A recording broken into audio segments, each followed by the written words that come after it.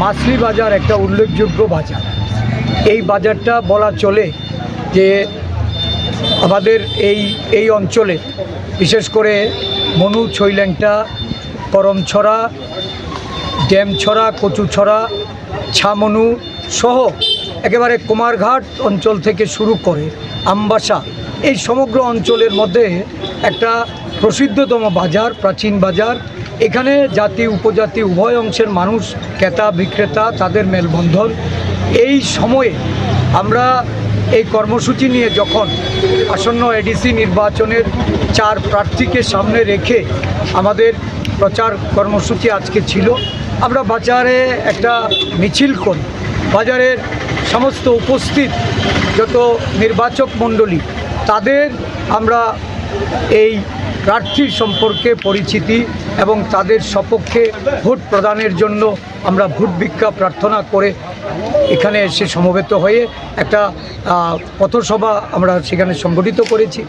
এই সভায় বিভিন্ন বক্তারা, আমাদের দলের প্রাক্তন প্রদেশ কংগ্রেস সভাপতি, প্রাক্তন বিধায়ক দিবাচন্দ্র রাংখল এখানে উপস্থিত ছিলেন, প্রদেশের সাধারণ সম্পাদক তরুণ সাহা, সম্পাদক আমাদের সত্যবান দাস, আমাদের বিভিন্ন ব্লকের ব্লক সভাপতিরা, 4টি এডিসি আসনের প্রার্থীরা তারা উপস্থিত হয়ে এখানে আলোচনা করেন।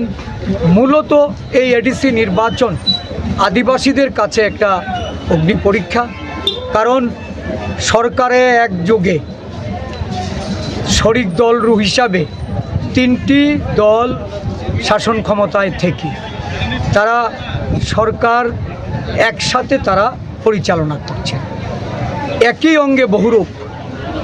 তারা সরকারে বলছে আমরা একজোট, এডিসি নির্বাচনে ত্রিদলীয় প্রার্থী ময়দানে নামিয়েছে, একে অন্যকে দোষারোপ করছে, দুর্নীতির দায় একজনের উপর একজন আরোপ করছে।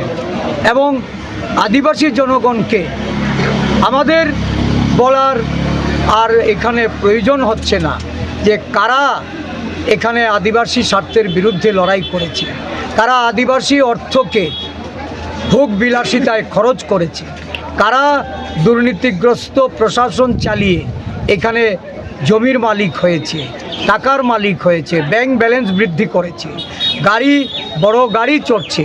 এই ধরনের প্রশাসন আজকে স্বদলীয় যারা শরিক জোট তাদের মুখ থেকে বেরিয়ে আসছে। আমরা পরিষ্কার বলতে চাইছি, সারা দেশে যেমন বিজেপি একটা দুর্নীতিবাদ সরকার, প্রধানমন্ত্রী নরেন্দ্র মোদী ওনার নেতৃত্বে আজকে ভারতবর্ষ সম্পূর্ণরূপে পিছিয়েছে অর্থনৈতিকভাবে, কূটনৈতিকভাবে, আমাদের বৈদেশিক নীতি যেভাবে বিপর্যস্ত করে তুলেছে। এই যুদ্ধকালীন আবহে আজকে মানুষ দিশাহারা, অর্থনৈতিকভাবে বিপর্যস্ত। তেলের মূল্য, গ্যাসের মূল্য, নিত্য প্রয়োজনীয় দ্রব্যের মূল্য যেমন দিন দিন বৃদ্ধি পাচ্ছে, মানুষের নাভিশ্বাস উঠেছে। আরেকদিকে এই সরকার বিভাজন, বিভেদ, জাতি উপজাতির বিভেদ, সম্প্রীতি নষ্ট করা, হিন্দু মুসলমানের বিভেদ, খ্রিস্টান হিন্দুর বিভেদ, হিন্দুত্ববাদী এজেন্ডা নিয়ে দেশটাকে ভাগ করতে চাইছে, রাজ্যটাকে ভাগ করতে চাইছে। এই ধরনের একটা সরকারের বিরুদ্ধে যে লড়াই, এই লড়াইয়ে আজকে এডিসি নির্বাচন একটা মুখ্য ভূমিকা পালন করে। আচ্ছা, এখান থেকে শুরু হবে বিজেপি মথা এবং আইপিএফটি। আচ্ছা, এডিসি নির্বাচনের প্রাককালে আপনারা বিভিন্ন এলাকাতে রাজনৈতিক প্রচার প্রসার করছেন, তো কোন মেসেজটার উপরে এবার প্রাধান্য দিচ্ছেন আপনারা? আমরা পরিষ্কার বলছি যে ক্ষমতায়নের জন্য, যে অর্থনৈতিক সমৃদ্ধির জন্য, সামগ্রিক উন্নয়নের জন্য, বেকার যুবক যুবতী যারা এডিসি এলাকায় বসবাসকারী বা এই রাজ্যের আদিবাসী ভাই বোন যারা কর্মসংস্থানের অভাব, তাদের কর্মসংস্থানের জন্য, এবং সর্বোপরি আদিবাসীদের জল জমি জঙ্গলের যে লড়াই দেশব্যাপী, আজকে জঙ্গল বিক্রি হয়ে যাচ্ছে, আদানি আম্বানিদের হাতে তুলে দিচ্ছে, আমাদের রাজ্যে ওই রামদেব ওই গোদরেজ কোম্পানির হাতে তুলে দিচ্ছে, টাটা কোম্পানির কাছে ঐতিহ্যকে তুলে দেওয়া হচ্ছে। এর বিরুদ্ধে আদিবাসীদের স্বার্থে যে লড়াই, এই লড়াই সারা দেশে যেমন জাতীয় কংগ্রেসের নেতা খারগেজি, রাহুল গান্ধীজি লড়াই করছেন, আমাদের রাজ্যেও ত্রিপুরা প্রদেশ কংগ্রেস এই লড়াইয়ে সামিল হবে। আদিবাসীদের সমর্থন নিয়ে, তাদের স্বার্থে, তাদের অধিকারের প্রশ্নে আমরা এই লড়াইটাকে আরও শক্তিশালী করতে চাইছি এডিসিতে আমাদের ক্ষমতা দখলের মধ্যে।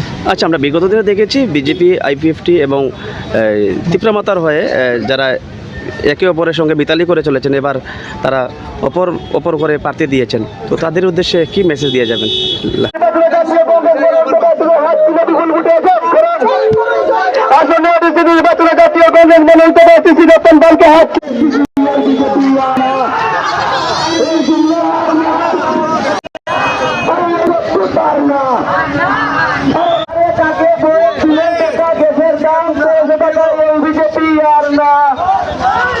আরে কাকে ভোট দিলেন দাদা? পেট্রোল 100 টাকা এই বিজেপি আর না। আরে কাকে ভোট দিলেন? 200 টাকা তেলের শিশি এই বিজেপি আর না। আরে এডিসিতে লুটের রাজ বুকা বানায় মহারাজ এই পদ্মার না। আরে নেতা বিজেপি নাটক করে দিল্লি গিয়ে বেগ বড় এই পদ্ম শিক্ষা ব্যবস্থা উন্নয়ন করতে জাতীয় কংগ্রেস প্রার্থীকে বিপুল ভোটে জয়ী করুন। তাই তরুণী ভোট দিলেন সুলতানে। আরে ভোট জাতীয় কংগ্রেসের মনোনীত প্রার্থী শ্রীরামকে দেবর্মাকে হাত ছিল বিপুল ভোটে জয়ী করুন। আসলে এডিসি নির্বাচনে জাতীয় কংগ্রেসের মনোনীত প্রার্থী শ্রীরামকে হাত ছিল বিপুল ভোটে জয়ী করুন। আসলে এডিসি নির্বাচনে জাতীয় কংগ্রেসের মনোনীত প্রার্থী সূর্যলাল চাকমাকে হাত ছিল বিপুল ভোটে জয়ী করুন। আসলে এডিসি নির্বাচনে জাতীয় কংগ্রেসের মনোনীত প্রার্থী শ্রীরামকে দেবর্মাকে হাত ছিল বিপুল ভোটে জয়ী করুন। আসলে এডিসি নির্বাচনে জাতীয় কংগ্রেসের মনোনীত প্রার্থী শ্রীরামকে দেবর্মাকে হাত ছিল বিপুল ভোটে জয়ী করুন। তাই তরুণী ভোট দিলেন সুলতানদের বলতুন ব্যবসায়ী বাসিয়া